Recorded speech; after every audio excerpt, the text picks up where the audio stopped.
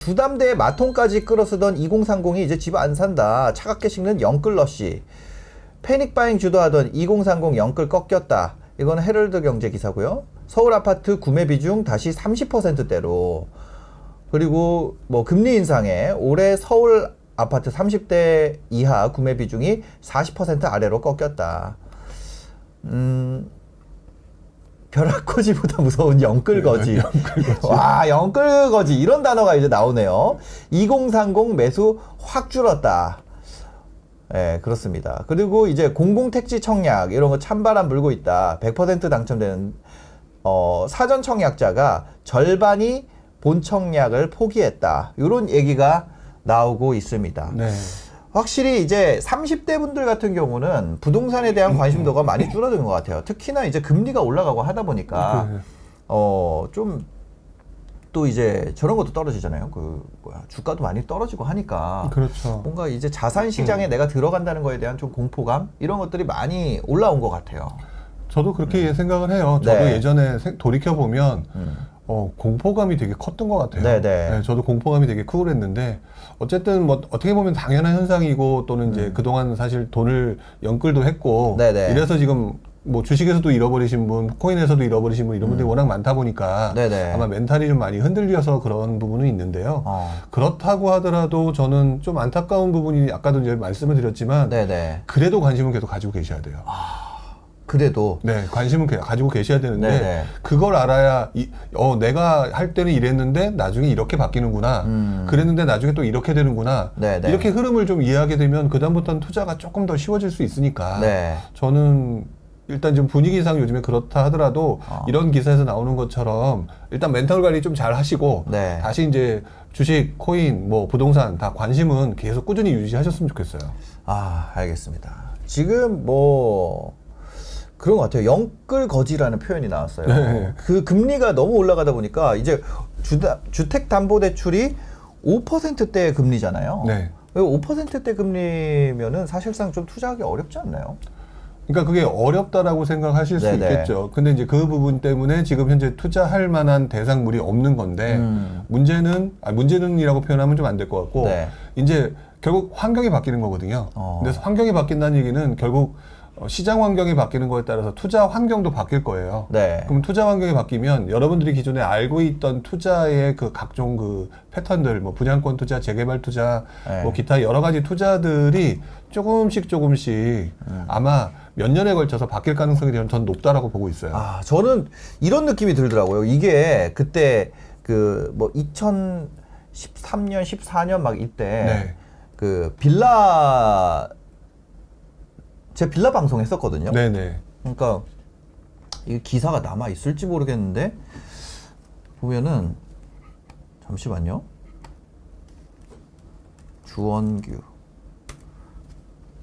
한번 그 화면 보여주시면 오래된 순으로 보면 2013년 그러니까 이 전에도 했었는데 네.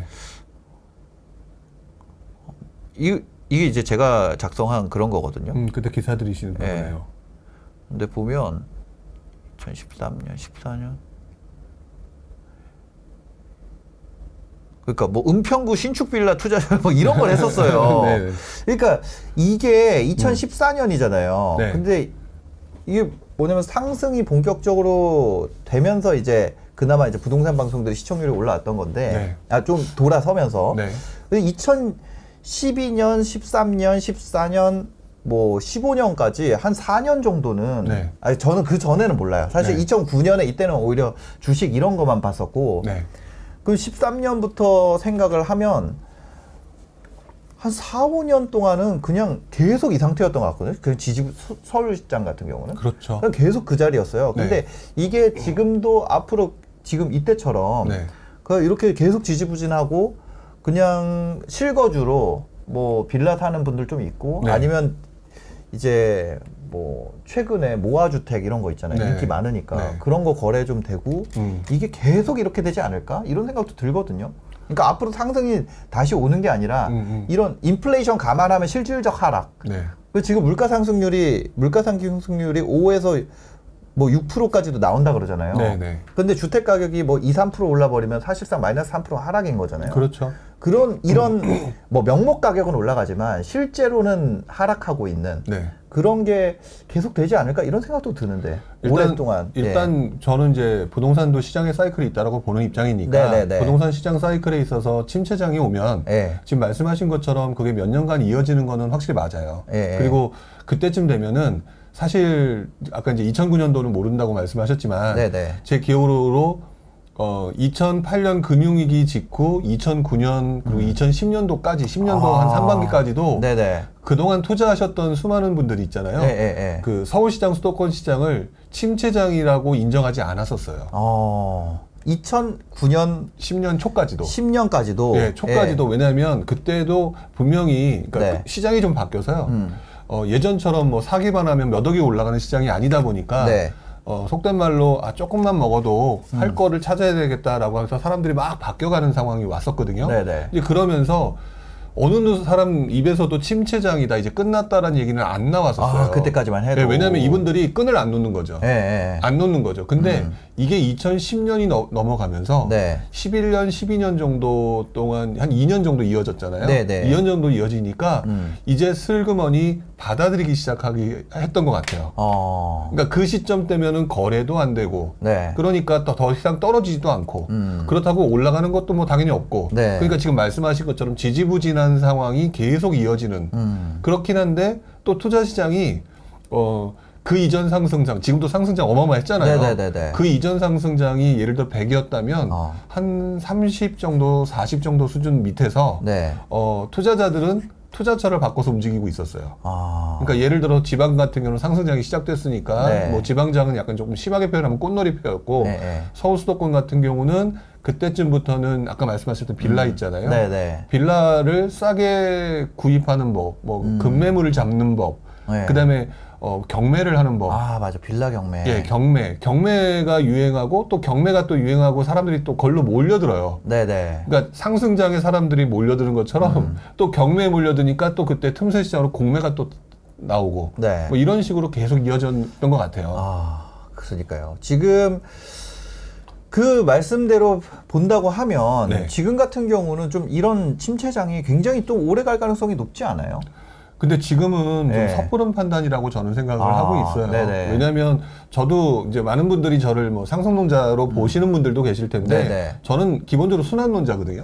순환론자인데 순환론자이기 때문에 저는 하락하거나 침체기가 분명히 온다라고 주장하는 입장이고 네. 그리고 그때는 생각보다 많이 떨어질 수도 있다라고도 얘기를 하는데 문제는 이제 아무래도 미래가 어떻게 될지 모르니까 과거 상황을 보고 판단을 하잖아요. 네네네. 근데 과거 상황을 보고 판단하게 되면은 정말로 다른 것 중에 하나가 전 네. 두 가지가 가장 크거든요. 그 중에 대표적인 것 중에 하나가 일단 미분양의 총량이 지금 네. 현저하게 적다라는 거. 네. 그 다음에 어쨌든 지금 전세 가격 불안이 남아있다라는 거. 뭐 어떤 분들은 요즘에 또 말들이 좀 달라지더라고요. 네네. 8월 전세 대란은 없다. 그러니까요. 네, 대란은 없다. 먼저 8월 이후에 전세, 근데 저는 아직까지도 대란이 아니라 전세 난의 개념으로 조금 네네네. 선별적으로 나타날 거라고 했기 때문에 네. 올 하반기가 지나봐야 저도 이제는 조금 어떻게 되겠다라고 하는 방향성을 잡지 지금은 오히려 상승 가능성도 분명히 남아 있다고 보기 때문에 네네. 지금 말씀하시는 내용은 확실히 맞다라고 보지만 그게 이제 곧 이어진다라고 말하기에는 조금 저는 판단을 유보하고 싶어요. 네. 아니 그러니까 뭐지 그런 거 있잖아요. 제가 이제 그냥 저도 생각을 하다 보면 네. 많은 분들의 이야기를 여기서 듣잖아요. 네. 근데 그런 얘기를 하잖아요. 그 15억 이상 아파트들의 자산 네. 건전성. 네. 왜냐면 대출을 막았으니까. 네.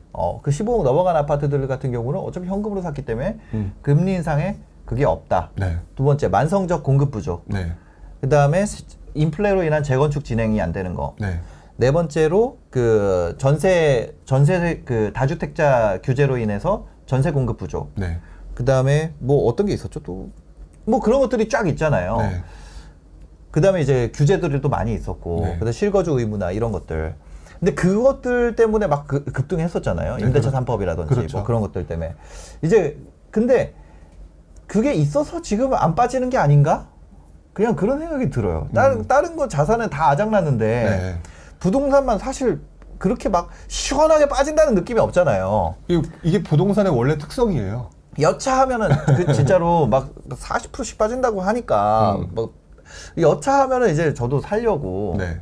생각을 하고 있었거든요. 네. 취득세 12% 물지 뭐. 왜냐면 이번에 종부세 풀어줬으니까 네. 엄청 빠지면은 해볼만 하지. 네. 취득세 뭐 12% 내고 한번 해볼까? 막 그런 생각까지 했었어요. 왜냐면 뭐 금융위기 온다고 하니까. 근데 네. 안 빠지는 거야. 아무리 기다려도 안 빠져. 그리고 뭐 전화 돌려봐도 없어요. 금매매 네. 있으면 연락 달라 그랬거든요. 네. 그 바로 쏜다고. 그렇죠. 저 거래 없으시잖아요. 그 거래 한 건이라도 하면 얼마나 좋아요. 이러고 그런 만족할 만한 금매가 안 나오는 거예요. 그래서 제가 이제 생각을 한 게, 그 상승 요인이라고 말하던 것들이 있기 때문에 안 빠지고 그냥 이게 계속 기는 게 아닌가?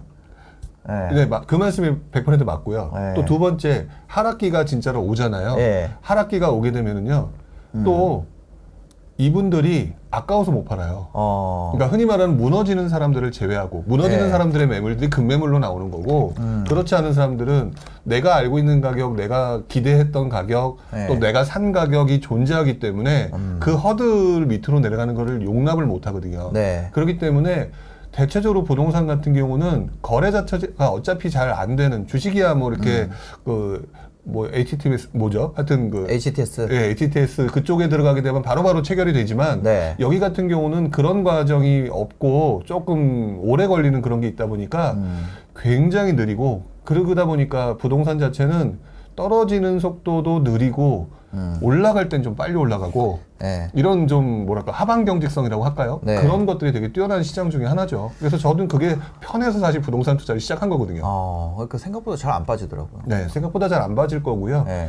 금액으로 보게 되면 큰 금액이 떨어졌다고 생각하지만 절대적으로 보게 되면은 이게 나중에 떨어졌다라고 얘기를 하는 그 순간에도 계속해서 이렇게 평평한 네. 하방이 단단하게 굳어지는 모습으로 계속 갈 가능성이 높아요. 그러니까 지금은 뭔가 방향이 안 정해져가지고 네. 사기가 그런 것 같아요. 네, 지금 방향이 뭐 안 정해져서. 저희들끼리도 모여서 가끔가다 이런 얘기 저런 얘기 하게 되면 방향을 못 잡아요, 저희도. 그러니까 뭐 전문가들은 알아서 그냥 뭐만 딱 정부가 얘기하면 방향을 확 잡을 수 있을 것처럼 생각하실지 모르겠는데 저희도 사실상 지금은 방향이 상승 요인과 하락 요인이 같이 막 충돌하고 힘겨루기를 하고 있는 네. 상황에 섣불리 얘기를 하기가 되게 어려운 상황인 거죠. 그렇습니다.